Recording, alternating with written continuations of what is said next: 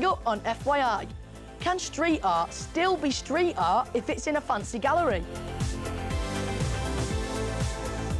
And they made us proud, but will the Lionesses mean more girls will want to take up football?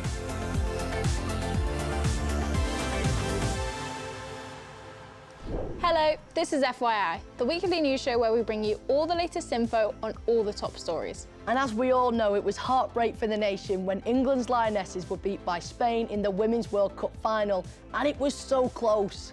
Yep, in a tense match, England hit the crossbar and saved a penalty, but in the end, Spain claimed a 1-0 victory. It goes without saying that we were just as gutted as the Lionesses, and here's what some of the players had to say straight after the game. I hope that we can look back and reflect. Like, I know from, football, I know to get to a World Cup final is an incredible achievement, but right now we're just disappointed. Obviously disappointed and sad. But it's mixed with pride because, look, we got to a World Cup final. Oh God, I'm going to get emotional. We play for the fans, we play to make them proud, and we play for all the little kids out there, boys and girls, that hopefully want to grow up and be just like us. And they're right, there's still loads to be proud of. The Lionesses made history by being the first England team ever to make it to the Women's World Cup final, and the first senior team to make it to a World Cup final since 1966. The final itself was watched by a whopping 21 million people in the UK. Yep, and that's great news for women's football. 100,000 more girls in England have taken up football since 2017. And someone who knows more about that than anyone is footballer Ellie. Hi Ellie, thank you so much for joining us. Hi, thanks for having me. So it was super unlucky for England, but I know you watched the game at a street party. How was that? Well, it was really fun. Everyone was decorating the houses with flags, and then even people that don't really interested in football were watching it and enjoying it much. But yeah, so the atmosphere was good because everyone just wanted England to win more than anything. After the game, everyone was quite sad because obviously it wasn't the result that we wanted. And I know that you were a very passionate footballer. I know you play up front, you're a good player, but I'm sure the Lionesses have inspired lots of other girls to get into football. What do you think? Yeah, definitely. For example, we had quite a lot of new players coming and training with us. And I know when we go back to school, there's football clubs at school, girls-owned clubs. And I know that more girls who have probably not been last year will come now because they've seen that it is possible for girls to play football. What do you think we need to do to, obviously women's football is very big and so's men's, but men's is probably bigger. I think to keep the momentum from the Euros building up into the World Cup, keep it in the media and keep people talking about it, but also making maybe the grounds that they play in a bit bigger because tickets are selling out really quick and there's a lot of people that want those tickets. And also to make a lot more kits available but with their names on the back as well. So younger kids can see that women's football is just as good as the men's, if not better. So as we mentioned before, you play yourself. What do you reckon in the future? Are you going to be playing for the Lionesses? Yeah, definitely. Lots of years ago, there was not that much exposure to the women's games. Younger girls just like me wouldn't have been able to see that as an opportunity for them to go and play women's football professionally, in World Cups and stuff. Well, thank you so much for joining us, Ellie. It's been wonderful speaking to you. And although England didn't get the result, I'm glad you enjoyed the game. Now, another sportswoman that's being celebrated recently is Katarina Johnson-Thompson, who won gold at the World Athletics Championship in Budapest. She got her personal best in the 800 metres. Nice one. Check this out and tell us if it's fake news or fact. Apparently, this is a baby giraffe born in a zoo in America with no spots. But can that be true, or is it fake news? Find out later. So you guys might remember a few weeks ago we discussed the World Scout Jamboree in South Korea, and that came to an end early because of extreme weather. Yep, a heat wave with temperatures over 35 degrees and a typhoon in South Korea meant that the massive international event had to be cancelled. The UK Scouts, amongst other scout groups, had to move to hotels in the capital city of Seoul because of concerns about the heat, food and washing facilities at the camp. And we've got a special report on the history of the Scout Jamboree and what happened next for the Scouts in South Korea.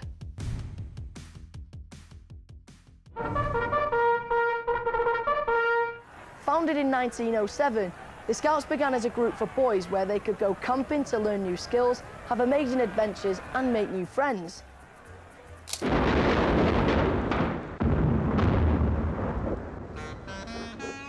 After World War I, the Scouts organisers wanted to get Scouts from different countries to come together in the hope that having a better understanding of different cultures would promote peace and stop any future wars. This was when the very first Scouts Jamboree was born. The Scouts' values have largely stayed the same for the past 100 years, although some things have changed. In 1976, girls aged 15 to 20 were allowed to join, and then in 1991, girls of any age could become a Scout, just like Kayla. The World Scout Jamboree involves Scouts from almost all over the world, and we meet every 4 years to learn about ourselves, each other and the world around us, and this year we're meeting in South Korea. Some friendships, here we go. Whoa! You're all here, well done you guys, give yourself a big round of applause, come on! At the Jamboree, the Scouts had planned to spend nearly 2 weeks camping with people from all over the world.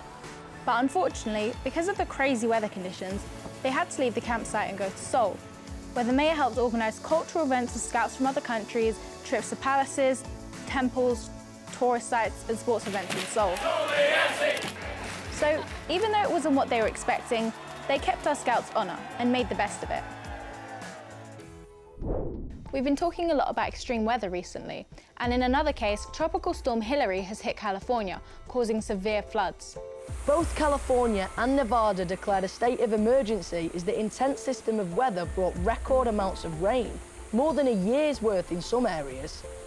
Many school classes and flights were cancelled, with landslides, fallen trees, flooded homes and power shortages reported across Southern California. It's the first tropical storm to hit the southwest of the USA in 8 decades, and it's very rare for this amount of rain to hit California. Experts say the severity of the storm can be linked to climate change, caused by humans burning fossil fuels like coal, oil and gas. In an explosive turn of events for the space race, Russia's Luna 25 spacecraft has crashed into the surface of the moon. The pilotless landing craft was launched earlier this month and was sent to see if the moon's surface could support a permanent base for humans. Russia was racing against India to be the first country to make the landing on the south pole of the moon, where scientists believe there's frozen water. But great news for India. Their own lunar lander has made a successful touchdown. It's a huge achievement. And back at mission control, there was absolute jubilation. The Indian Prime Minister says he now wants to send astronauts back to the moon for the first time in more than 50 years. So Maya, what do you make of street art?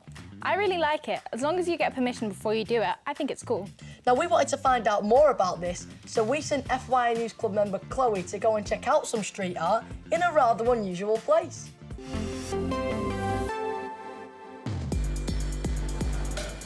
What do you think when you hear someone say street art? Do you think of this or this? Well, I'm here at the Colours Festival in Camden to see street art like I've never seen before. I expected this to be like a normal exhibition, but it's completely different. It's so big and playful, and you see this, it's popping out. Everywhere you look, it's just amazing. More than 35 artists are featured in this exhibition. What they have done is to surround you with these massive, colourful images. Wow. Everywhere I look, I see a new detail. They say it began with a mighty big bang. Now we've all got double glazing. Since the word is street art, I didn't expect it to be like nice poems and things like that. Lots of people have different ideas of the word street art. So what is street art? Street art is any piece of art that is primarily made for people to be experienced in a public place. So it's less behind closed doors art than maybe other art that feels a bit less accessible.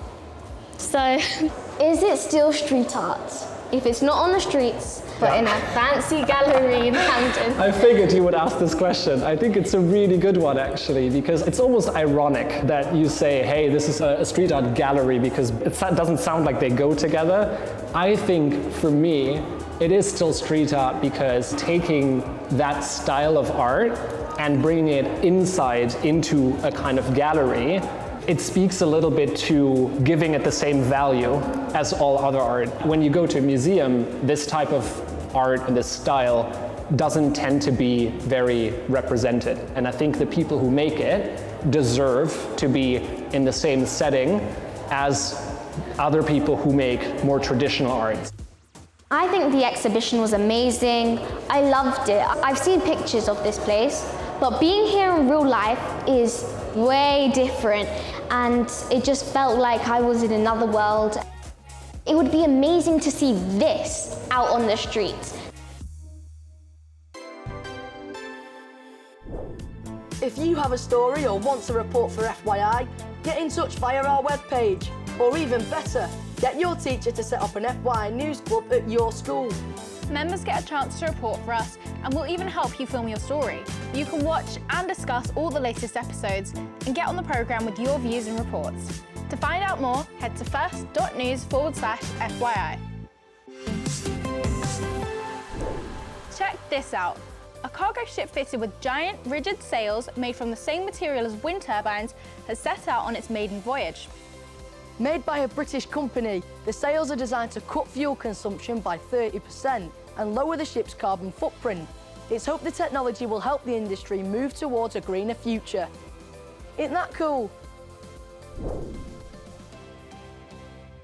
So here on FYI, we've done video calls from all over the globe, from the Arctic to Australia. But this one here is a first for us. Yeah, we're heading 5,895 metres above sea level to a dormant volcano in Tanzania. Mount Kilimanjaro is the highest mountain in Africa and one of the highest in the world. And joining us there right now is TV presenter Maddie Moat. Hi Maddie, thank you for joining us. Hi, nice to see you. So can you tell us exactly where you are right now? So right now I'm about 3,700 metres up. We are above the clouds. I'm on the side of Mount Kilimanjaro, which is the tallest mountain in Africa. I've got about another 2,000 metres to go till we reach the summit, which is at about 5,800 metres. That's incredible. What's it like? So far, the walking has just been really fun. I think the hardest part is yet to come. Perhaps the most testing thing about this walk is the altitude. As we climb higher, it's getting a little bit harder to breathe, and I'm finding even a short walk it's enough to get you out of breath. So that's definitely something that's taking a little bit of getting used to, and that's just simply due to you're not able to get quite so much oxygen in each breath the higher you go. Also, when we attempt to get to the summit, we'll actually be woken up at 11 o'clock at night, so we won't get much sleep at all, and we will be walking through the darkness with our head torches, and it's going to be freezing cold. We will put on all of our layers and we will walk to the summit in the dead of night, and hopefully the sun will just start to break as we reach the summit. But at the top it's going to be really quite tricky to breathe up there, so we'll probably only spend maybe half an hour at the top, and then after that the plan is to come down as quickly as we possibly can to get us all feeling normal again. So can you tell us why you're on this expedition? So I'm doing this trek with the Rafiki Tavo Foundation, and they support children in East African countries for education. And these are children who may have financial difficulties, but also have differing abilities as well. So perhaps children who have some special additional needs. It's something that I wanted to get involved with. Now, what would you say to anyone sitting at home right now who wants to climb a mountain? If you have the opportunity to say yes to something that's new, just dare to say yes, because you never know what you're going to learn. Well, thanks so much for joining us, and good luck reaching the summit. Thank you. Bye. So did you think this baby giraffe born with no spots was fake news or fact? Well, it's a fact. Yes, this baby giraffe is a super rare subspecies of giraffe, and this little one is thought to be the only known solid-coloured giraffe in the world. Well, that's about it for this week. But before we go, we wanted to leave you with some of the winning pictures from the Nature in Focus Photography Awards that were announced this month. See you next time. Bye.